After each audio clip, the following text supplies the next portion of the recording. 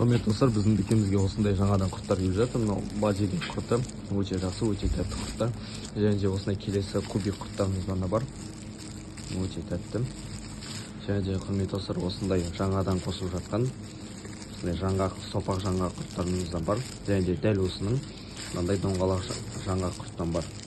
Және де өте адамдардың жақсы білетіні осындай копченый құрттарымыздан бар. Доңғалақ копченый. Есінің өзі сіздерге жеткізе алмаймын, қараңыздар. Өте жақсы, өте свежий, ойдан келіп жатыр. Және де осындай соның сопақ тәріздес түрі бар.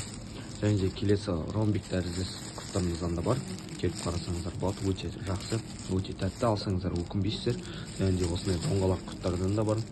Келіп қарасаңыздар болады. Келесі осындай орташа сықпа дейтін құртымыздан бар. Кәдімгі ауылдың құрты. Бұл құрттардың барлығы шымкентский құрттар. Келіп қарасаңыздар болады.